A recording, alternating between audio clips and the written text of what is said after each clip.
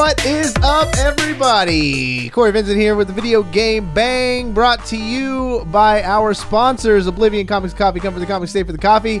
Our other sponsor, Vast.gg, some good friends of ours, as well as Mainframe USA. Get them clothes. You gotta wear clothes. It's 2019. You gotta wear clothes.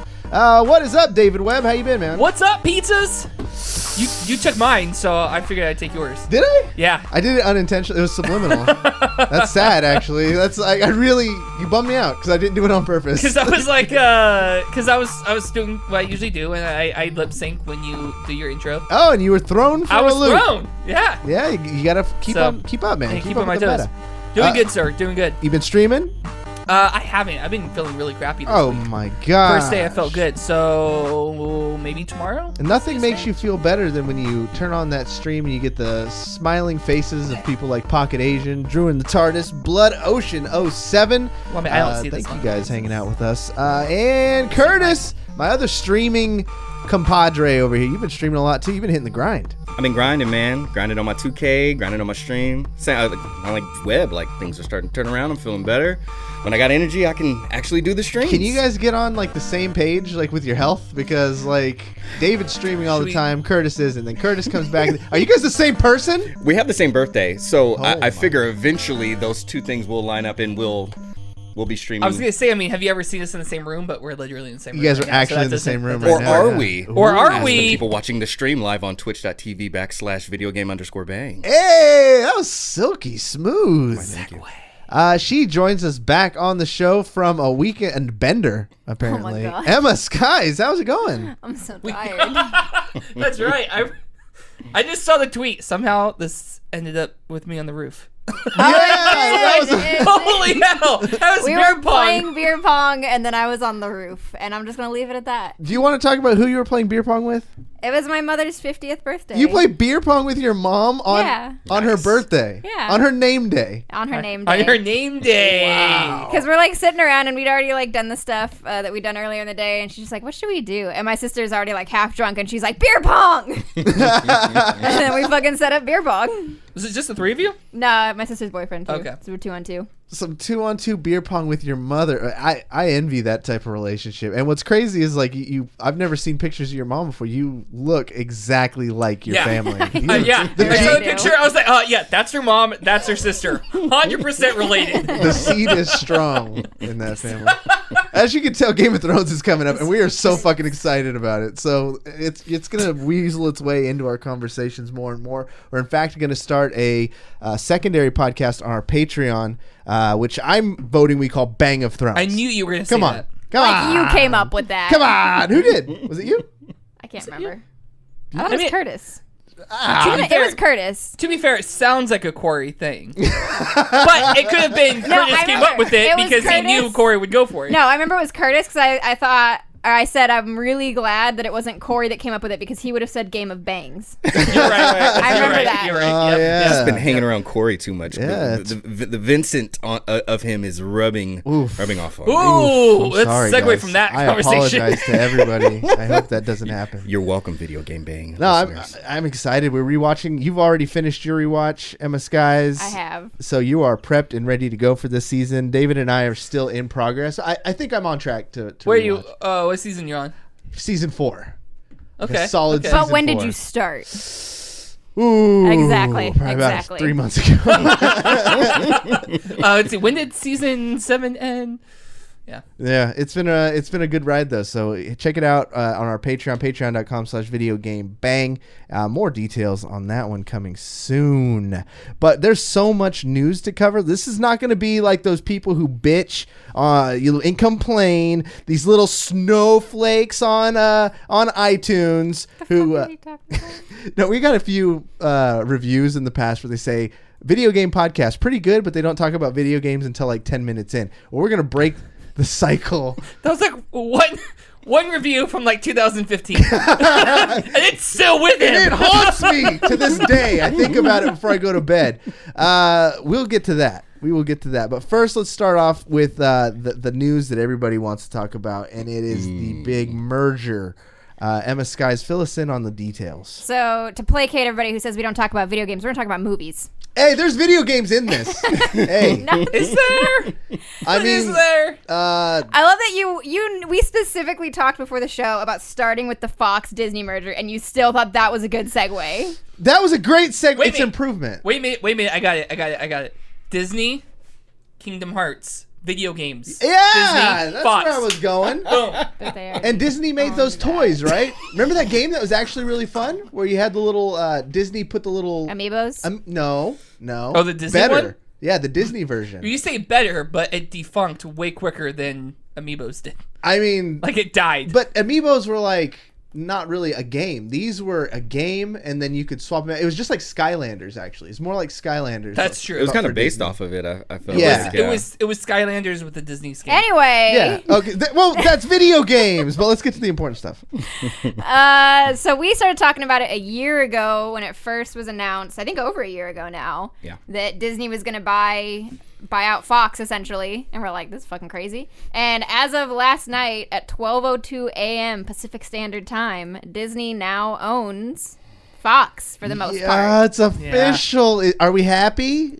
Selfishly, the immediate is yes, because now we get unquestionable X-Men Avengers crossovers. Questionable. I mean, we don't know for sure. That's gonna happen. It's 100% gonna happen. But the other stuff is this kind of a monopoly, and that's kind of not good. Yeah, so everybody's like, oh, superhero crossovers, and it's like, ooh, media consolidation. Yeah, which one do we care about here? Hang on. This just for the record, in the circle, it's everybody saying, oh, movie crossovers, and then Emma saying, wait, media consolidation. Hang on. Let's be honest here. That's the situation that we're is in. true. I was the one that said that when we came in here. Yeah. So what are you thinking this means? Like, what are some of the numbers getting thrown around here? How much is this going on Disney purchased Fox for $71.3 billion. with a B? With a B. That's nothing. That's what I spent on Starbucks a year. So if we remember, their original offer had been something like $52 billion, and it was like, that's it. That's their done deal. And then Comcast swooped in, and they're like, we're going to offer you $65 billion. And then Disney said, fuck you. Here's another gazillion dollars. And here we are. Yeah. And that's the history of how this happened. Well, thank you for coming to my TED Talk. So what other crossovers do you think we could see now? Well, as far as crossovers, I think everybody's looking at the MCU because Fox owned the rights to X-Men, Deadpool, and Fantastic Four, all of whom are now a Disney thing. That explains one of the funnier headlines I saw was now that Stan Lee has passed. They need somebody to carry the torch of being that Easter egg in each one. Cameos. And people wanted maybe Deadpool to replace Stan Lee. That'd be cool. I hated it for when that. I first read it, but then as the more I started thinking about it and mulling it over, and if they did it creatively, that would be a nice little nod to Stan, I think. Could be Except cute. Stan didn't create Deadpool though. That's the only thing. Oh. Yeah, but Deadpool's fourth wall enough to like get the same idea. He can get the reaction, And which is I'm cool probably with. even Yeah. have him dressed like Stan. Like have like that jacket. You know what I mean? Yeah. Yeah. So, and I believe, if I remember correctly, there's already been discussions that Kevin Feige is taking over the X-Men as far as like the creative direction that it's going to go within the MCU. Okay. I do believe that was discussed. So it'll be interesting. It would be because if we could go back and look at the things that would have been different, like Civil War would have been massively. It wouldn't have been the same movie No, it would have been completely different. It because would in have the been, comics, it's It's- Fantastic Four are a huge part of it. The X-Men are a huge part of it. Yep. Fantastic Four are like one of the headliners. Yeah. Like they're like the first family, quote unquote, of Marvel, and they are like leading. Were they split? They were I think split. They were split. Yeah. They were Two split in sides. Civil Yeah. War. Yeah, Sue and Reed. I think it creates more excitement because the more complex the cinematic universe goes, the less I want it to be a direct mirror of what's going on in the comic books anyways. Always gets a little more interesting when you see them make little twists and turns, and this is its own universe. We talked about it on a few episodes back, so let's make some changes. And they got so much more firepower left. Like they just came out saying officially that the MCU up till this point is going to be called Infinity Saga. Oh, Okay. Yeah, they just came out and The said first that makes four, sense, yeah. first three phases. Phases. Yeah, we're Yeah. in phase 3 right now. Yeah. And so they're kind of considering this the end for a lot of ways. I mean, obviously, certain characters are going to keep going, but this is going to be a whole new phase. This thing's going to be done. And now that's a perfect time to introduce these new characters and justify why they were gone through one happening or whatever event happens to say, oh, now there's a Fantastic Four. Through this, the X-Men were born. Like, it's very much going to be in the same universe. And I saw a lot of people throwing around arcs they wanted to see. And, of course, Avengers X-Men was one of the next big ones that came out. Yeah. And they're thinking, like, that would be the next big thing. I don't see it that way. I see that as being, like, the first Avengers, let's say. Like, X-Men? the first time, like, all these new characters, like, the big join-up movies. Okay. But who do you think could be, like, a new big bad? Like, the level of Thanos. That's the thing, is because you got to think about, we talked about this after we saw Captain Marvel, like, you got to think about, like, who's the next one. Because Thanos goes back all the way to, when did we first see him? It was before the Avengers. Yeah. Because I remember that first shot of him. I think it was Avengers. I think it was the end credits. Was it the end of Avengers when Loki's talking to whoever it is that, quote unquote hired him? Yeah. And they court death. And he turns around and he, So smiles. he's stretched back years and years and years. So who's the next person that's going to be, teased for 10 years? Right. Well, I mean, if they got Fantastic Four and Galactus. Mm-hmm. I think Galactus, again, is like on an Ultron level. I don't know. As a mid-tier? Yeah, I feel like he's mid-tier. Yeah. He's, like, all-powerful, but I don't know if he has enough, like, interest, like, in, like, his plan and his backstory to be cool, other than he's just really powerful and he eats planets. And he has the Silver Surfer. Then they've introduced Skrull with Captain Marvel. Mm-hmm. Secret Invasion. Do we see a secret invasion kind of thing? We can see a secret where invasion, throughout throughout, like, the phases leading up to, like, the next phases in, Endgame, say, you see, like, more and more people, like, you find out that they're actually Skrulls the whole time. Kind of like in S.H.I.E.L.D., in Agents of S.H.I.E.L.D., where you find out, like, oh, shit, he was Hydra the whole time. Like, he was Hydra the whole time. Yeah. You know what I mean? Okay. Or if you're Marvel Comics, Captain America was Hydra the whole time. No. Yeah, never That was forget. a rough couple of weeks Never of forget. news. I have those, Nick like, Spencer. that whole arc, and I want to read it now that I have it all out, because I think it's just like a dream or something like that. It's something like Lost, where, like, you find out they were dead the whole time, like something stupid. I agree with El Tero 13. I think Doctor Doom has much more of the credibility to be a villain. I worry for about an extended period. rebooting the Fantastic Four for a third time and bringing in the same villain for a third That's time. the thing. No, they shouldn't. They shouldn't bring him in for the first one. Or maybe, maybe they come up with something else for the first Fantastic Four, and then he's the end credit scene for the second one or third one even. I say don't even introduce him in Fantastic Four. Like, I agree with you. Like, don't make him the first villain in the first Fantastic Four movie. Like, lightweight, like, only reference him, but do not make him the main villain. And then actually have him show up in someone else's movie. Like, I mean, he could easily show up in in Doctor Strange, if they go out of the country, they travel, somewhere else. Was it Latveria? Yeah, I think Latvia. that he's from. Latvia.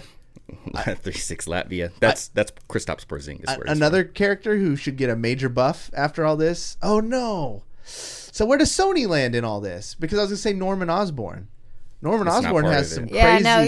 Sony, as far as we know, is playing ball with Disney because that's how we got Homecoming and all that stuff. They're playing ball with Disney, but Disney doesn't own them. Yeah. See, because I want to see Norman Osborn get a big thing. Maybe And he could. A Dark Avengers storyline. Yeah. Well, that would be sick. And then we got, see, I don't know if Doom can hold a big bad. I don't think Doom is on the level of Thanos. So here's the thing. If you go for that, it's a setup for failure because there's only a few people that are bigger than Thanos. Like, Galactus is technically more powerful than Thanos. Right. He's technically a Celestial, not really, but anyway, he's more powerful than Thanos. Yeah. He's a higher tier, but and truth be told, like, if you do read the comics, Thanos, his storyline got built out more towards the movie, even though he was in Infinity Gauntlet, obviously. Right. The way that they got there was a total different thing. But I think it's fine to do that with Doom. That's why I don't want him to be introduced in Fantastic Four, because it kind of limits it to how big and bad can he be within the realm of Fantastic Four. Introduce him elsewhere. And you can have him, because it's not necessarily about how powerful he is, it's how big of a threat he can make. So even if he summons something that comes from space, That's true. I mean, Thanos wouldn't have been as powerful if he didn't get the Infinity. I'm just thinking of Doom in the sense of like we've seen him in 2 Fantastic Four movies already, and they beat him in 2 Fantastic Four movies. So even though this is like going to be like a reboot, you still have that in the back of your mind, like, okay, well, these characters already beat him twice, and now he's like I see him being in it definitely and being a formidable force, but I don't see him as being like the culmination of the next phase. Emma, do you have a pick for like a big bad? Like who could be a Thanos level? I have no idea. I got nothing. But you don't try to make it Thanos level, because if you try to make it Thanos level, you literally have to get someone as powerful, and then it starts going way outside of there. You have to think just like who can pose a big enough threat, who can cause a big enough shitstorm to where it's gonna take everybody. Oh, I see what you're talking about. I'm Not saying? through raw power, but through like a really good conflict. Right. Or an like, association, of villains that get together. Because again, remember, like 6 villains that get together. Yeah. right? Because And they're super Thanos, sinister. like, what was Thanos' whole thing? He snapped, right? Yeah. Well, if he would have never got the gauntlet, he wouldn't even. Right. He would just be. Yeah, he would have stopped at New York at Avengers 1 with the Chitauri. So you got to think who is crazy enough, maniacal enough to cause up a big shitstorm. Doesn't what do necessarily have to be raw power. That's good. That's what I was thinking. Like the scroll. The scroll would be something that's like exactly. a scroll. Yeah. They've been beaten, but like they're invaded. Right, Like, and now it's your a mind is whole playing tricks government. on you. Can I trust you? Are Exactly. you the real David Webb? Civil War So II. that could be a good cinematically good storyline. Yeah. But so anyway, this is like a whole other like we could do a whole episode on this. We should. We should. Yeah, we gotta- should. It's Saturday shows. So Disney, to get back to like kind of thing, so Disney purchased Fox for $71.3 billion. Jeez. And Fox now has what's called the Fox Corporation, and that's kind of where they exist now. So they own the Fox station, like that TV network still is theirs, even though the TV shows on it belong to Disney. And I guess they have reassured people that those shows aren't suddenly moving over to ABC. So we'll see how that goes. The Fox News channel, the Fox News Corporation, is still with them. Disney's like, y'all can keep that.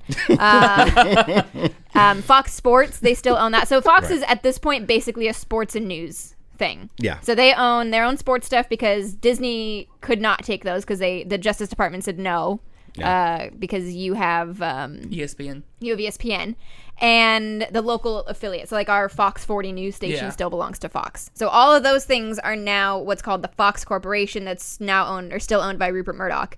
Everything else, Fox Searchlight Pictures and all of the Fox TV shows and all of the 21st Century Fox, all of those, their movies and things belong to Disney now, which is insanity. And along with Fox's 30% stake in Hulu, so Disney now owns a controlling 60% of Hulu.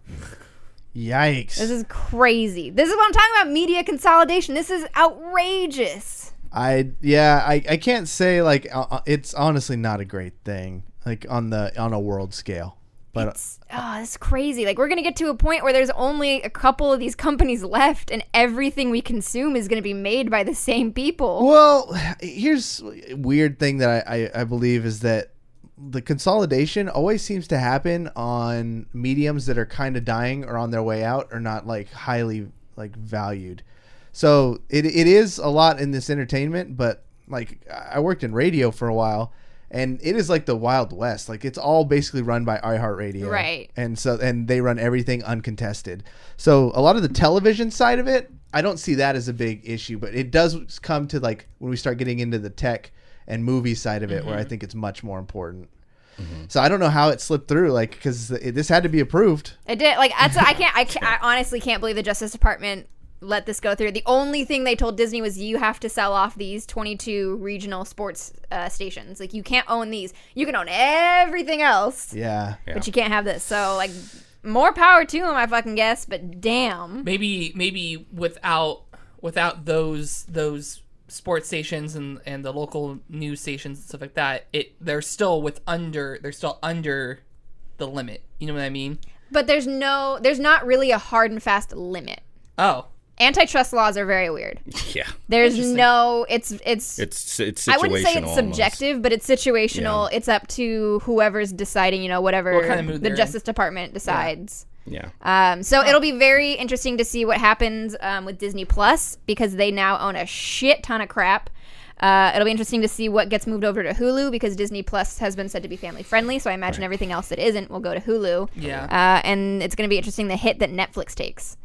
Because they're gonna lose a sizable chunk of content. You have to imagine. Yeah. Anything that's 21st century or whatever. I think Netflix will either to go to this next level would either have to be acquired by someone bigger. Disney. But I think I think they've been creating enough original content to keep themselves safe. They have so many original things, the Stranger Things of the world, and they'll be fine. But they're definitely gonna have to stay in their lane. Whatever they're paying for in licensing to these companies to license their content to put on their streaming, they're just gonna have to get fiscally snazzy, and they can't spend another $1 million on keeping friends. Yes, exactly. 100%. and roll that over into, because right now they're creating the traditional type of content, more in the vein of TV shows and whatnot and seasons and stuff, and then movies and features and stuff. They might have to get a little more, I don't want to say risky, but maybe even a little more forward thinking and start getting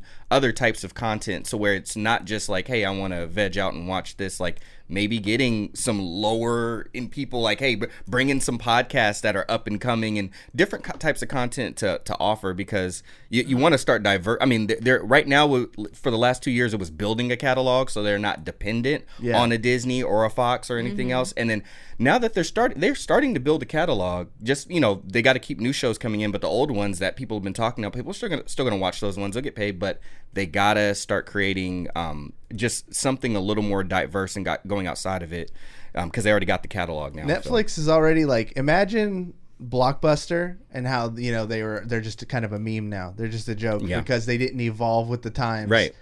Netflix is doing a damn good job, because if they were Blockbuster, they wouldn't have even thought about starting their own production company and making all this original content. Which is funny that you bring up Blockbuster, because Netflix is what killed Blockbuster. Yeah, Netflix killed them. Yeah. They held the crown, and I think they still have it. Netflix is it's still the Kleenex. So I don't think they're in danger of going away, but I do think they're going to take a hit from the amount of content that they're going to lose. Anything that Searchlight, 21st Century Fox, any of those TV shows, most of those are on Hulu anyway at this point. That's where, but Netflix can pay the iron price, man. I'm sure Disney has a price that's Netflix. You can use our stuff. I don't know how. Well, they sure as hell couldn't pay it for the Marvel shows. See, but that's what I was saying. The iron price that they're paying to license the content, you start rolling that over into more budget friendly content creation. If it was $1 million to hold the rights for Friends, Finn, spend it on season 4 of Stranger Things, right? Because not every show it needs to be like Stranger Things where it's scaled up, or a Game of Thrones where it's $1 million an episode. You can make some more intimate content, really creative writers, people that just got out of college, so they're looking, they can you don't have to pay them top dollar, but pay them respectfully and have them do something creative. Yeah. So that Disney goes to you and buys them for a couple billion. Because you want to put yourself in a position where the table could be turned. Yeah. If you got if Disney can pay the iron price, have them want to license your stuff. Yeah. You keep saying pay the iron price. That's kill people. Yeah, I don't think that means what you think it means. Kill people? That is you don't know because you've never seen it. And Cory said it. I meant it pay whatever's necessary. Pay the gold price. I was gonna say that's the exact opposite of the iron price. Yes. Copper price. They said it on Game of Thrones and it sounded cool. What's the next topic? That is a fundamental misunderstanding of the Iron Islands. Iron, because the whole That's what thing. A lot of the weapons were made. Did you pay the gold price, or did you pay the iron price? The gold price being that did you buy it, or did you kill somebody? And they don't respect you if you bought it. Oh, yeah. Okay. Anyway, pay attention, man. I'm sorry. So the other big thing that we'll probably spend way too much time on, Google Stadia. Hate the name, but here we go. Terrible name. Why that name? It sounds like Stadia. It actually there is a reason for it. I forgot what it was. But yeah, so we talked last week that Google was going to announce their gaming service and that we would have more to talk about today. And they did. Do we ever have stuff to talk about? Holy shit.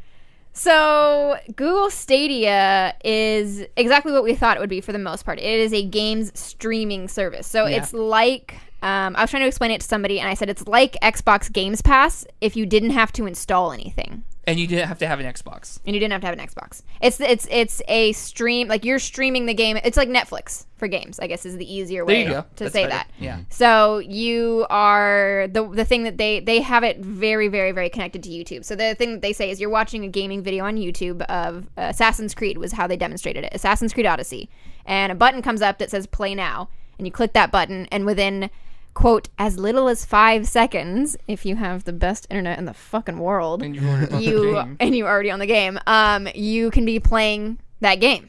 So here's the one thing that I had assumed. So when you had told me that, I was blown away. Like I was like, that sounds awesome. And then when you see it on their YouTube, it's only you look on YouTube, Stadia in 5 minutes, and it should be the first thing that pops up, and you can see all these highlights. When you actually see the guy looking at the YouTube video, and a pop-up comes up, like we ignore all the time, but it just says play the game, no strings attached. Hell yeah, let's play it right now. So I thought it was going to be like a subscription service where you were just going to have access to all these games, but I guess that's not the case? No. So you do have to buy the games. We were looking at another article that was talking about your games are not going to, the same way that if you bought a PlayStation, suddenly you're not going to own the same games that you had on your Xbox. Yeah. So your games aren't going to carry over. They do have cross-platform saves. So if you get a game that you have on another console or another platform, and you get it on, everybody in the chat keeps saying sativa, so I want to call it sativa. You guys got to stop putting that in there. It's all I'm seeing. Stadia. Stadia. It's a name we're going to have to get used to. Not like the Ouya. The Ouya came and gone, but this one's going to be around. Yeah, so if you buy it, or if you want to play it on your Stadia, you buy it on your Stadia, you can transfer over your game save and all of your shit from your other platform if the developer of said game allows you to do so. Mm-hmm. So that kind of kills the 5 second go from watching to playing in 5 seconds, because you playing Assassin's Creed, you're like, actually, you know what? Let me give this a shot. You hit play, and then you go to the Google Play Store where you have to go and buy the game. Or they could do an Amazon thing and where you have a one-click buy on Amazon. Now. True. But then it's like, so the whole thing is you're not downloading a game, right? Right. So what do you own? If you're not downloading the game and you don't have like So this reminds me of... You see what I'm saying? Like, yeah. I know so exactly what when you we mean. went as a society, we kind of moved away from physical games into digital games. We also did the same thing. We're like, what do I own? I can't touch it. I can't hold it in my hands, but it's installed on my hard drive. I own that. And now we're moving from, it's not installed on my hard drive. I don't have it. What do I own? It's the same thing. It's just going to be that switch in the way we perceive it. I think that's going to have to take place. Kind of, but not really, because even digital, it's like you have the file. You have the digital file on your hard drive. You don't even have the digital file on a hard drive. It's like saying, I want to watch Stranger Things Season 3 on Netflix. I'm going to go ahead and buy the season. But, it's on Netflix. So on the technical side, so on the legal and technical side, it gets a little different. We don't, anything that anybody else owns, unless we literally buy the original, the master copy, or in software, we would say the golden master, unless we buy that for them, we don't own anything. We're licensing. Yeah. We bought a license you to own play a that license. game. Right now, if we had physical and you bought a disc, you do own the disc. But you don't own the game. You don't own the content on the disc. Just like when we would buy CDs, we never owned we never owned prints. Well, yeah, and you don't own the music. You don't own, which is the same thing when you talk about you get into broadcasting rights and things like that, because you don't own that music. Bingo. Now here's the thing, though. Mm-hmm. If I'm buying a license to play the game, I'm not paying for a file. I'm not paying for a disc. I better not be paying $60 for Assassin's Creed to play on the Stadia. You will be. Yeah. Because here's the other thing, and these are all the questions that I had. Because they're giving you the same thing. Right. Exactly. And that's the trick of the legal part. We never owned anything. When you paid that $60 for, you can bring me you can grab any game in here. I mean, that's true. Right. It's so the same that's thing. why Emma said it's a paradigm shift, because we don't own. Now here's the thing. Everybody paid $60 for that. Now the people who own the platform, maybe they're willing to take whatever, a cut in what Sony or Xbox would have charged for a console, or what maybe our good friend Shadow would even give you for a service, like what they charge you for a service. Maybe they're willing to take a cut, but here's the thing: the developers ain't The developers ain't looking to take a cut. They need their money. We see how they're all going out of business, and layoffs and all that stuff. Unless you see something like Epic, where they're saying, "Come to our platform." and we'll give you a bigger cut. So then a lot of developers are saying, okay, well then we'll make our game cheaper. Yeah, like some of them were like knocking like $5 off and things like that. At best, I think that might be something that we can see. But these are the questions that I had, and why I was like, when I finally heard about what it was before I watched the presentation, I was like, this is what we've been all waiting for, right? Like, this is it. And then when I watched it, I was like, okay, developers ain't taking a cut. Okay, you say that we can use any controllers that we want, but this one has the Wi-Fi and seems like it's basically the hub. So how can I use my PlayStation wireless controller when I'm using my Chromecast? Well, when you're using your controller, it's USB. You have to plug it because they did specify that you can use cool. any USB controller that you own. True. So now, and that's interesting. So did they say that during the thing? Yes. Okay. So So the way it sounds to me is when you have the Google controller, the big sell for that is that the controller itself connects directly to your game on the exact game, not just your version of Assassin's Creed. High level concept, high level technical concepts here, like for the listeners. So it's not a controller going into the TV as an interface into your game. It's connected to the game, hardwired. Yes, via Wi-Fi. So and then I think the other way that works is when you're using your USB controller, you're plugging your controller into your, say, Chromecast. Right. Or I don't know if that even fucking has. I don't know. That was my other thing, because I know there's versions that don't. Or you're plugging it into your computer or whatever. Right. You're And using the Stadia service. So you're plugging your controller into your computer, and then your computer is connecting to the data center. So there's an extra step in between which heightens the latency. Yeah. That's why he said when he talked about using any controller, USB controller you want, he said on what did he say? He said desktop, laptop, like he specified which devices you can use. Right. Chromecast was not one of them because there's no. Right. Oh, okay. USB. Well, they're also releasing, I think, a new one, right? Chromecast Ultra. Sounds right. Probably. Probably 4K where they got to or spend something. extra money to put USBs in it. How long of a USB cable are we all gonna have? Jeez. Yeah, so the claim here is that you at launch will be able to stream 4K 60 FPS. Right. On what kind of internet connection? Exactly, on No, what on kind Emma's of internet? Not Emma's Hey, internet. Emma's new internet. Remember? You were still having issues. A little bit. Which leads me into my other thing. There's still technical issues. Like, I mean, on the ISP side, of course, but I think that's the other thing. 4K, 60 FPS, 60 frames per second. And there was another mode when they were talking about, in the future, I guess, 8K. 8K is what they're going to get to. Oh, so what is YouTube notorious for? Like when you're watching and you're Oh yeah. So you can be watching a 1080 video, but if your ISP up at the time chugging, dude, so you go down to 1080, and if that's chugging, what do? You go down to 480. Yeah. So we actually looked at an article, and I am a terrible person, and I didn't write down who this was from. Actually, I have it open because I don't want to just be like tell you all that. So this is by Lucas Matney from TechCrunch, I think. TechCrunch.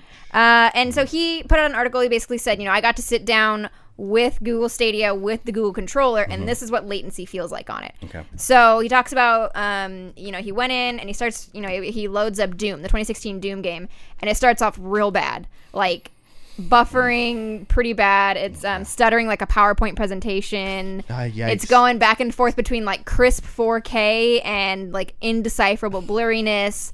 And like the employees around him are kind of getting nervous, and one of them grabs the controller and resets the system. Yeah. And he says once they reset the system, everything was great. But what that kind of shows you is that like a lot of things that are cloud-based, like it's unpredictable. Totally. But he says once they reset the system, he was playing in 4K totally smoothly, and they were stress testing on hotel Wi-Fi. He didn't go down to Google's headquarters. God. Okay. So he's on hotel Wi-Fi. Yeah, so that's a testament. Hotel Wi-Fi is notoriously horrible. It's Yeah. the worst. So that kind of gave me a little bit of a little bit of hope that there could be something there. I guess it's gonna be one of those things you just have to see. Yeah, that's where I'm at. As I like the idea, but I kind of feels like they're moving slightly backwards. Like you already have Game Pass. Well, I mean, in Game Pass you have to download the game, but like you pay a subscription service and you have access to these games. So why not take that same thing and just take out the hardware aspect? And then that would seem more successful and more universal to me. I need to see how they're going to handle the games before I get too excited. How you're going to own it? How I'm going to own it. How am I going to pay for it? If it's a subscription service, then I'm all in. Like, that sounds dope. I totally buy this.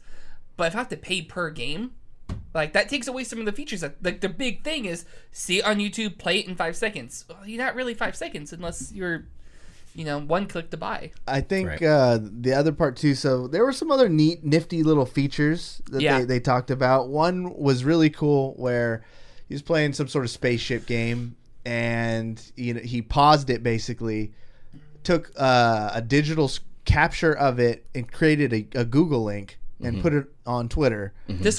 Discord. Yeah. And then someone clicked on it and was able to resume that other person's game right from where they left off. So like Emma brought up a good thing in the pre-show, like, if you did something really awesome or trying to set a record or you can't beat a part or whatever, like you can just share this actual moment with your friend. They click into it, load up the game in their browser, and then, it's just another way to engage with people. It's really cool. I do like that idea. That's the thing. To me, they have a bunch of good ideas. What are people limited on when it comes to being able to enjoy their favorite games? The cost of it, and possibly bad internet. Okay, cool. Let's take the hardware out of it. We'll take care of the hardware. Let's take the downloading out of it. You just have to have a decent internet connection speed. We'll take care of the rest. Like, and they have Google Fiber. So, I can see that they're trying to align themselves to give it the best experience. I think I want to see what happens. I think it has potential to be good, but I think this might be a good idea that either they make better maybe a year or two down the line, or someone else might come see where to make the tweak and then drive it home. So I was talking with people about this, like on Facebook, and somebody was talking about like, this is bullshit because if you don't have good internet, then you can't do anything with it. And I'm like, yeah, that sucks.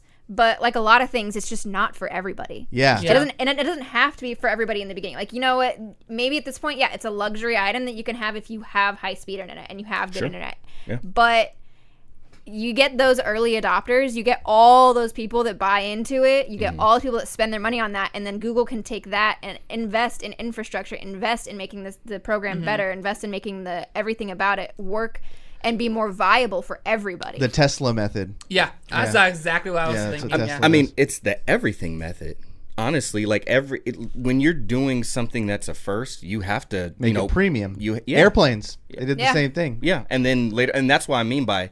But also look at airplanes. It wasn't necessarily the first company that drove it home and was the most successful. Oh yeah, they were just the progeny, I guess. I mean, the progeny come along later, and they're the ones that drive it home. So either way, I hope again.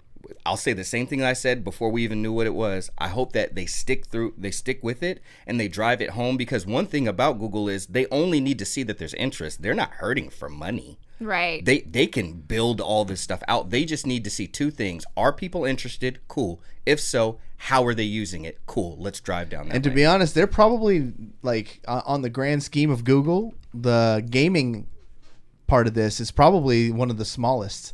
For sure. This is more just infrastructure to see how they could apply it to defeating Amazon, down the road. How can this apply to other things in forms of content that are more broad, and we'll just try it out on the gamers. Like, because when you look at Google, they don't have a great track record with gaming. With the Ouya was a joke. YouTube gaming is kind of a joke. Like their streaming platform, there's nothing good about it. Their YouTube is taking a huge hit, to their reputation, to everything. And I think it's important within this conversation of like the gaming platform to remember and realize that this is a huge push for YouTube. Yeah. Everything they talked about connected back to YouTube, connected back to streaming, connected back to everything about this connects back to YouTube, because they talked about the share button that we talked about. Yeah, they dedicated a whole button on the controller to basically YouTube gaming, because I doubt they're going to let you export that to Twitch. Right. So you can press a button and you can save clips. You can export to YouTube. Yeah. You can create links so that anybody that's watching you on YouTube can hop into your personal lobby and play the game with you in a way that no other streaming platform can do right now, as far as I'm aware.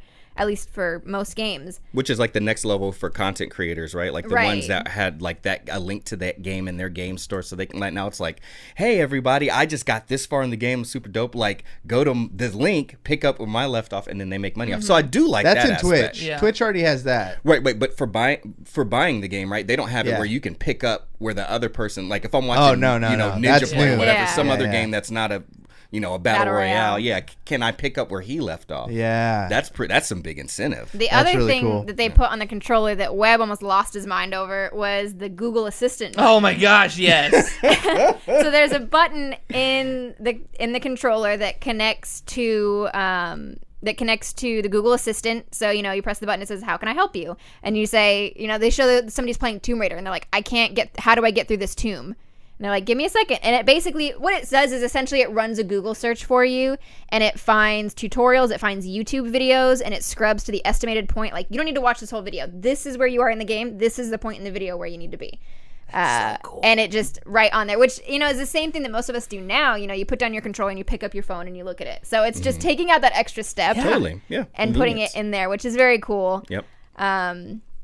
Yeah, and then I don't think we mentioned they're actually talking first-party games as well. So Stadia Games and Entertainment, I believe. That's what I'm most nervous about this Their whole thing. first-party games. So Yeah. we talked last week that they brought on that woman who was an EP at EA and, That's true. and That's true. Yeah. Ubisoft, and she's the head of that. She's the head of Stadia Games and It Entertainment. makes me less nervous. So we'll see.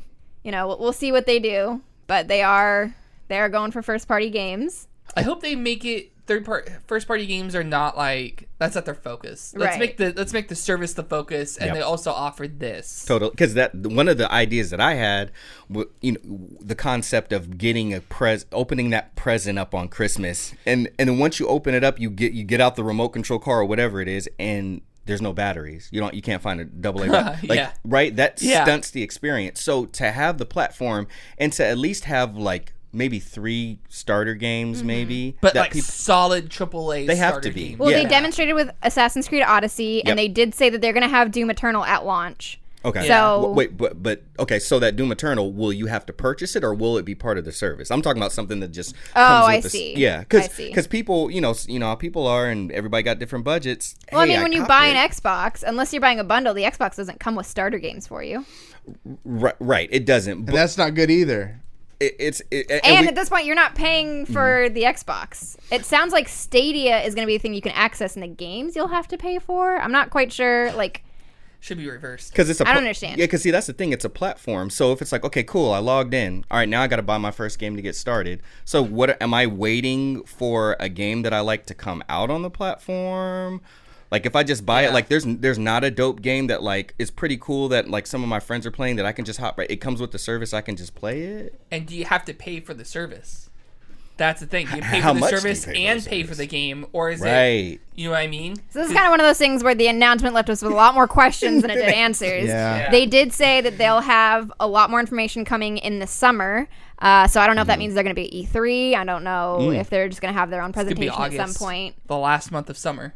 Yeah, literally. And they the did say last that day. they said that they're launching in 2019. So I don't know if that means they're launching in the fall. I don't know if that means they're December launching 30th. Yeah, December December, 31st. They told us so much and nothing at all at the So, same time. You there's- yeah. bastards, Google. I think Amazon is going to be sitting there watching these guys like a hawk with their pen and paper ready. I think Bezos has his fingers on the trigger and he's ready to go because that would be the perfect way to do it. They already have Twitch, which is the biggest, like, at the end of the day, this is going to try and appeal to gamers. And all the gamers that matter right now are on Twitch. Yeah. They're the influencers, the people who are really into it. You got the casuals who might pick up this, but they already got their Xbox and PlayStations. They're not really too much into PC gaming anyhow. Right. And there not going to pick up this goofy looking controller, and not be able to play with the rest of their friends. So I think when it come down to it, their big issue is going to be reaching the core audience of gamers that are going to be the mega influencers. Because as we just saw with Apex, it takes a lot more than buying ad space these days to make a movement. You need to get it in the hands of Ninja and Courage and Summit to make it make sense to people. Right. So we can move on a little bit. We got to do a sponsored piece, but I have one more small little story because I know the panel loves Apex, and this is really cool. We don't get the opportunity to talk about positivity too much, and I guess there was some a crisis in the actual country of Mozambique. In a lot of countries around it. Yeah, It's not just Mozambique. there was flooding and tornado, right? Yeah. Yeah, it's bad. It's basically a horrible natural disaster. Yeah, and of the affected countries was Mozambique, and we know that is also the name of the worst weapon in video games. like ever. I don't know if there's a worse weapon than Mozambique. It's a meme. It's a joke. But the gaming community activated around this coincidence in names and is actually making an impact in like mass donations. The whole community, the Reddit community, all came together. The streamers, and they're doing like these fun things too, like challenges for every kill with the Mozambique. They'll they'll encourage people to donate money, and it's pretty cool. That is cool. Good on them. I think it says a lot about just the culture around Apex Legends setting a good tone for the beginning, because like even though Overwatch is kind of toxic, the community is a great community, very accepting when you compare it to games like Call of Duty or something or like League. Especially League. Halo. Yeah. So I'm proud of you, Apex and Apex community. What do you think, Emma? I mean, anything that gets people to pay attention is great. Yeah. But that's like pretty much where I leave that. Like if it gets you, if that's what it takes to get you to pay attention to what's going on, or that's what gets you what it takes to get you to contribute whatever you can. Like I'm not gonna say nothing about that. That's great. Yeah. The game has been really crushing it in that department, just all around. When it first came out, incorporating the ping system with that true meaning, like when I first was using the ping system, I didn't even think about the real implications that it has on the culture of the game and being able to appeal to a wider audience who doesn't want to talk. But they crushed it.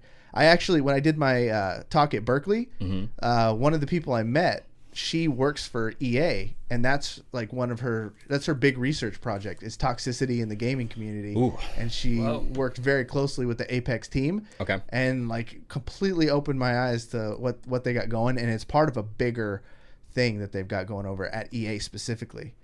I mean, for EA to be a part of something like that, that's awesome. They need some positive PR. They should broadcast that more. I know, right? Yeah, blow that whistle. I think they will.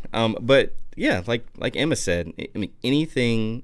It's a game. It brings us, it's something to take our minds off of what we did all, or give us time and an excuse to play with our friends and our cousins. But if it turns into people's lives being changed for the better, when that's not even what it started out as, in a whole nother country that deals with terrible disasters pretty much yearly, ongoing, on another continent, that's fantastic. Yeah. And I bet I could just think of it from the perspective of the developer. That's got to be the best feeling in the world.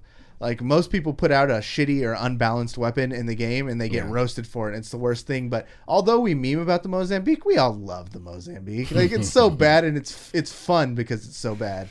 And now it's spun off to be doing this great charitable work. Are you kidding me? Like, sure, I would just feel so much pride. Totally. Yeah. Well, that's why they didn't take it out of the game. They're like, no, we're not going to take it out. And they might nerf it. Like, if I was them, I'd make it even worse. Like, Shoots like Nerf darts. Yeah. Literally nerf it. It damages you, like, when you shoot it. Like, if y'all don't partner with Nerf and get that going. Oh my gosh! A Nerf Mozambique! They already exist. It's already every Nerf gun. And doesn't Nerf partner with Fortnite? Yeah. Yeah. Screw that. No, screw it. Dump Fortnite, go Apex. Please go to Apex. Good Lord. So the only other piece of gaming news I think that we had, I was slacking on notes today. I've been in the middle of Con Crunch and I want to die. I feel like at some point this is going to be kind of its own segment. UK games charts. Oh yeah, this is because this is a trend. And we need a theme song for this segment. No, we don't. So we're talking about Division 2, but the reason why we always talk about the UK physical games chart is that I think the UK is the only country anymore that consistently reports its sales for games. Okay. All the other countries stopped doing that like years ago, and UK is like, well, we never were told not to. So that's what the UK does. They're all about the charts, man. That's spun the rock and roll. The Division 2. This is a roller coaster of emotions. The Division 2 topped the charts. It knocked Devil May Cry 5 off. It is number 1 with 20% of the sales that Division 1 had. Whoa. Wait, 20% of the sales of Division 1? Yeah. Whoa. I think...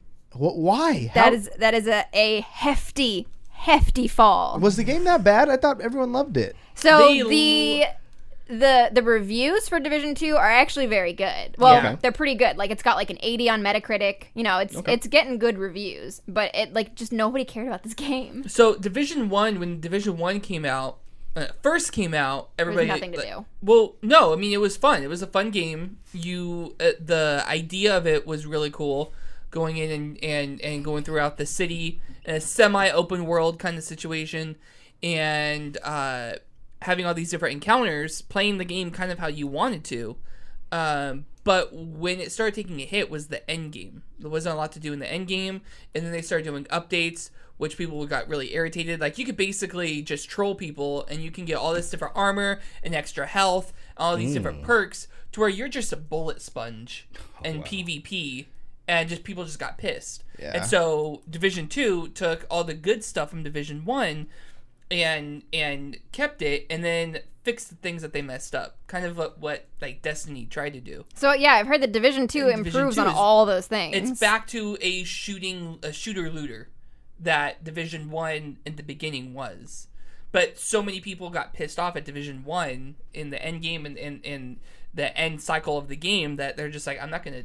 Why am I gonna pick this up? Nobody wants to defend the White House. That and like, Well, Is Trump responsible for? Hey, that's actually a good point. that would actually be a good sociological study. that's terrible. I'm gonna be honest. When I saw the trailer for it, I was like, "Damn, this trailer is awesome." And then when it's talk about defending the White House division, you are our only hope. I was like, You know what nobody's ever said about games like that, though? That it's too political. Nobody ever says that. Emma's But the it's only too one that would go political? there. Here's my thing though. Here's what would like I'm just saying.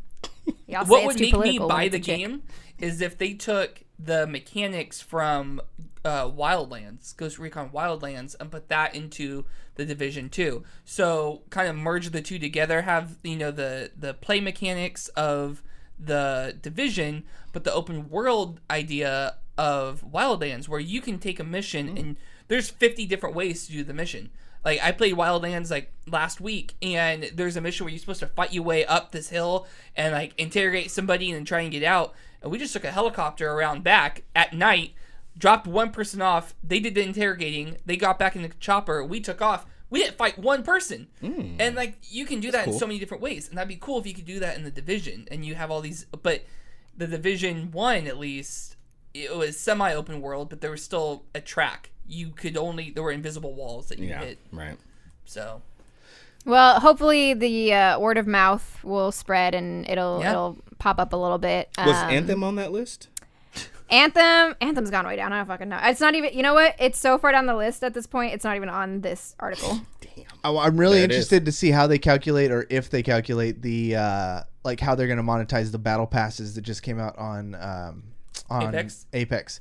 Yeah, Apex just launched like 2 days ago or yesterday, maybe it was the 19th. Their first battle pass, and they had two options. One is like what do you even get with the first one? Just the skins? $9.50. You get skins. You get a slight XP boost, so you gain levels faster. I hate that. Yeah. You get cosmetic. It's all cosmetic. You get more skins for the characters, weapon skins, some other stuff. It's all cosmetic stuff, and then. But in the more expensive one, you get more, right? Yeah. You actually get to just skip 25 levels. I hate that. And they add a bunch more stuff. I don't like that at all. Why not? I don't It's like just skipping. cosmetic. Well, the cosmetics is fine. I don't like the levels. Oh, you don't like them? I don't like that I can pay money to increase my level. I don't like, because I know that it's not comp, so it doesn't really matter in that sense. But it's just like when there is no comp, that's the only marker. Where that's like That's even true. semi I see okay. that. Okay. Yeah. Okay. That's true. Because I was gonna say, I mean, your level doesn't matter, but it's a Because I mean, it's a there is status kind there of is thing. the kills. Like you can display your kills, and that's one thing. But like it's different between characters, and I've played for X amount of time, so I'm this level, and it's like, well, I paid for this amount of time, but then I also spent money, and now I'm X level plus the money I spent. Like I don't. Yeah, I could see that. I think where they get away with it is like it's worked on Fortnite, and they said like that this is experimental. So hopefully they'll make adjustments towards the second one based off the feedback. So I think it is a crucial time to like, if you have feedback on the system, like let them know. This is a developer that has been proving to listen to its community. Yeah. So Did you guys buy the battle pass? I did. I bought it immediately. I did not, but I'm going to. But I'm gonna buy the $9.50 one. And the reason, normally I wouldn't, but like I said this in our group chat, I like the game so much, and I think they did such a good job at it. I'm not buying it because I want the battle pass. I'm like, you know what? I'll throw $10 at the game because like it's a good game. Yeah, you're supporting it. I'm supporting the game. I felt very good, to give them my money. I feel like I've been cheating them this whole time that I've been playing it. Like it's just been so much fun. I really enjoy this game. So it's good. It's good. Also, a new character came out on Overwatch too. If you guys, Baptiste. You guys still care about Overwatch? Oh yeah, there's that game too. Well, we didn't talk about the new character on Apex. And Apex. Oh yeah, Octane. Oh yeah, I know Octane. Cory's played it. Have you played him yet, Emma? No, because I didn't buy 25 levels to unlock him. No, he's free. He's free. Yeah. No, when I go to unlock him, it wants points. Oh no, the same it's points same that as they like require Mirage. for Caustic. So I need like 25 levels before I can unlock him. Which is I why never they bought have the Caustic. $25. Yep. I knew he was coming, so I was like, "Fuck Caustic, he's Garbo," and because I wouldn't have been able to afford him otherwise. How do you like him? 'Cause He's you played super him. fun. Yeah. Oh yeah, he's by far my favorite purchased character. His jump pad is lame. I thought it was going to be way different. I thought it was going to be like a fucking, like one of the balloons. Yeah, that's what I thought way. That'd be so OD, especially how quickly he generates it. In Fortnite, they have the jump pads that you can get, and it basically acts like you're jumping out of the bus. That's true. But like his jump pad jumps you like 5 feet. I'm like, what's the point of this? I can get over a wall slightly faster. His whole thing is mobility, and that's super handy. That's actually because getting high take ground. The time to climb. No, it boosts you higher than Emma's. Like you can definitely get to places that you cannot get to without it. Unless you're Pathfinder with the grapple. Yeah. Unless you're Pathfinder, and then only his ult will get the whole team up there. Yeah. While this guy can get your whole team and the enemy. Which, with speaking of Pathfinder in the new update, I heard that you can now grapple onto existing zip lines. Oh, cool. Which is cool. What? I like that. What's his ult? Octane? The jump pad. Yeah. It's the jump pad. Oh. But he generates it so fast. You just have it like every couple minutes. Like kind of like Pathfinder zipline. Yeah. It's the same basic idea. And but his other ability is really, really handy. Like the quick run. The quick run. Yeah. He takes like a very small, insignificant amount of damage, and then he runs super fast for a couple seconds.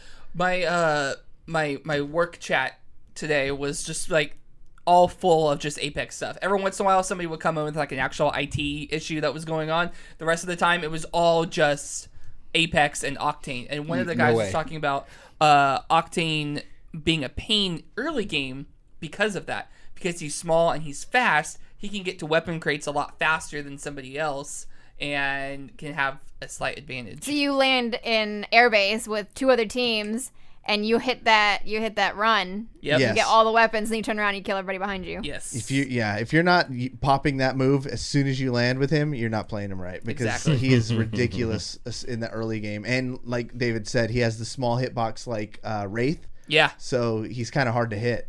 So he's awesome. And then once you get your first pad bounce over the guy, turn like shotgun shot, you're hooked. You're hooked. Yeah. It's a beautiful thing. What else we got? That's it. I think we got to get to we're running out of time, ladies and gentlemen. This has been a spanking. I was going to say spanking show, but it didn't really make sense.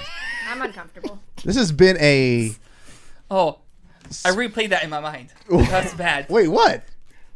Nothing. Okay. Anyway, Curtis, what do you got for us? Curtis, Comic Book Corner, Oblivion Comics and Coffee. What do we got? Come for the comics, stay for the coffee. Thank you again to Oblivion Comics and Coffee. Got 2 comics this week to go over. We'll go through them quickly. We have Guardians of the Galaxy #3, written by Donny Cates, and actually pass it around. See that. Everybody, take a look at it. They're not digital; they're physical. Go into your comic book store. Go into Oblivion Comics and Coffee. Grab a physical comic book And a physical coffee. and a physical coffee. I like digital coffee, but there's something about the physical coffee. I just feel like it works so much It better. burns your tongue a little different than the digital It coffee does. It really does. These are not the Guardians of the Galaxy that I remember. These are not the Guardians of the Galaxy that anybody who watched the movies will really remember. There are a few people in there that that get referenced. You will know, of course, Gamora, but there's some new characters that got introduced recently. Donny Cates has been on a tear writing. He's writing Venom right now. He wrote a really nice Doctor Strange, actually a few Doctor Strange series last year and the year before. So to me, he's kind of like he's not the new kid on the block, but he's the kid that's bubbling up and is gonna like raise his name right up there with everybody else. What's the mark of a comic book writer? You do good, they give you titles, and then they give you an event, right? So he's due for an event here soon. That's how big he's getting. But the writing is solid. I really liked what he did with by the way, Geoff Shaw is the artist. Want to big him up. His pencils were really nice. Again, good coloring, a nice book. I really appreciated the shading, if we're talking about like the artistic side of things, and a lot of the shadows and such that they used inside of it. They do a really good job of how they present space and making the comic book scale. You get a lot of characters that past characters that you've only seen. Hickman is coming. Oh, we'll talk about that. Please leave that dog-eared. Hickman's coming, but so they do that really well. The story is a continuation of Infinity Wars, which was the last big event that was going on. They coincided it with, or they put it out to coincide with Infinity Wars when it hit the theaters. So this is the aftermath. This one, I would say, if you do like Guardians of the Galaxy, you like multiple different characters kind of being hodgepodge together almost, kind of the outcast, then you'll still enjoy this. There's a big emphasis on Thanos in it. Ooh. So for people who are loving Thanos, he's so hot right now. And anybody who heard about the Eternals movie that's coming out through Marvel, whenever it comes out, because we don't know yet, Eros, Thanos' brother, is in there. And I will say he's in the very start of the comic because it picks up where it left off. And Eros is a very interesting character. So even if you're not familiar with Eros, definitely another place to like really kind of dive in and learn about him, because they show it doesn't show his obviously his origin, but Donny Cates, the way that he writes characters is so accurate and true to who they are. You get a quick sense of who Eros is. And he's a nice coin flip away from Thanos. So is the tone of this like the movies? Is it fun and bubbly, or is this like serious and dark, or what are we looking at here? The tone of this one is closer to the movies. Good. And that's why I think it's a definite buy for anybody who's interested in Guardians of the Galaxy. You want to take a ride and see how much farther the cosmic universe goes. Donny Cates, strap in, put your seatbelt on. We'll take you for a nice little ride. My favorite of the two, I'm more of an indie guy. I'm a little older. I like stories that are a little more adult. I'm a fan of noir. Okay. And Ed Brubaker, Criminal, number 3. Ed Brubaker. Anybody who saw Captain America: Winter Soldier, if you want to thank the man who brought Bucky back from the dead and gave us the Winter Soldier, Ed Brubaker is that guy. And this is the guy writing it. This is the guy writing it. Sean Phillips, he always works with. And it's meta. The story is about a guy who's a comic book writer to an assistant. This is a self-contained story. It's number 3, but you can totally jump in on it. And the guy has to take him to an event that he's supposed to go to. But there's some art when he was much younger that's missing, and the guy wants the art. And this book is all about just crimes. So the people in it, like, not all of them are necessarily criminals, but through one way or another, they get involved in very serious crimes.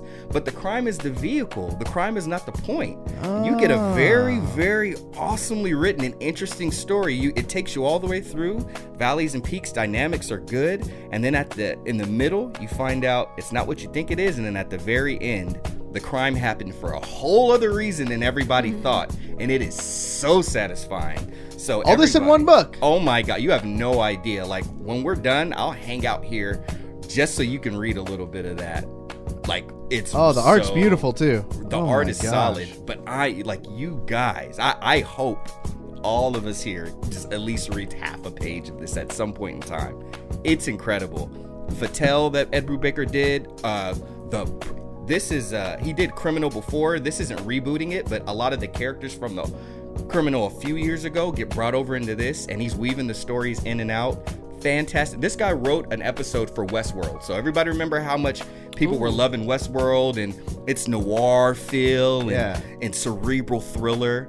Ed Brubaker wrote an episode, and he shows you why he's that damn good in this book. This guy is the man. Buy it. I don't care. Buy it. Go down to Oblivion Comics and Coffee on K Street in downtown Sacramento right now and buy Criminal. Buy it. I'm down. And Walking Dead is Image Comics too, right? Walking Dead is Image Comics. So is AMC about to buy this up? Is it that caliber? I mean, they could buy any of his. But if they buy this one, they better get it while they can. Say it like that. Thank you guys so much for listening to the podcast this week. We are in a monumental season of change in the gaming industry, so it looks like these news stories are going to get a little more big. Like, we're going to have some stuff to watch with the Stadia in the next few months, and be sure that you subscribe to the show so that you can experience this new frontier of video games with us on iTunes. You can do it on Spotify, Stitcher. Audio Boom has been popping lately. Thank you to the Audio Boom listeners. And what's most important is if you enjoy the show, give it that 5-star rating. Please, just if you hear me say it every week and you haven't done it, this is your week. This is the time to give us that 5-star rating so more people could find the show. A bunch of new people in chat too. Thank you guys so much for the positive comments. If you do listen to the show and you want to hang out with us live, you can do it on Wednesdays and Saturday nights on twitch.tv/videogame_bang. Emma Skies, I know you're in Con Crunch, so we're not going to have much of an after show. Is your streaming schedule still going on, or are you all out of it? I haven't streamed in like a week because I was out with family, and then I'm back in a Con Crunch, and it's like I want to, but I work so much faster off stream. Yeah. So maybe stream. And if you do, is it going to be the cosplay or any games? Probably. You're gonna be playing? Okay. It would be nice to be able to do game streams again, but my setup is like, I have a very small space. So my setup is where I usually stream from. Emma's really great about letting you guys know when she goes live anyways. So if you follow her on Twitter or Instagram, that's the best route to find out when she goes live. David Webb, what's your schedule, brother? Probably be back tomorrow, Thursday, with some Apex. We're going to get you that dub, man. Let's do it. We played a little on PC today. It was, we were hot dropping just to shake the rust off. Yeah. We didn't get a chance to dig too deep, but we'll get that dub. Yeah, I was pretty proud of the one of the kills I got, though. Oh, yeah. You saved the day. Yeah. I got downed, and David Webb comes over the mountaintop. Popped the smoke. Pops the smoke, puts a guy down, and gets me back up. So it's an ultimate game of teamwork and shot calling. It's really hard to play when you don't queue up with people these days because it's wild. Curtis, you streaming tonight? What are you up to? I might be streaming tonight. I likely will be streaming tonight, just for a bit tonight, and then tomorrow morning I'll be back at it with some actually productive streams, like doing some different editing and a little bit of stuff. Well, actually, hold on, wait, not that much editing. Some editing, but mostly a little bit of music production. All right. Yeah, well, I don't know if you call it music, it's audio. It might get weird, everybody, but come join me. Hey, there's an audience for weird, brother. Yeah, there is. You can follow them on their social medias too, at Skip and Tosh. He also does go live notifications. David is at Real David Webb. You got to consolidate because I never know what's Webslinger1 and what's Real David Webb. Webslinger1 Twitch, Twitter, Real David Webb, Instagram, The Real David Webb. But there's very little streaming on Instagram. It's more photography. Gotcha. All right, everybody. Thank you so much for listening. For Curtis, The Real David Webb, Emma Skies, my name is Cory, saying you've just been banged.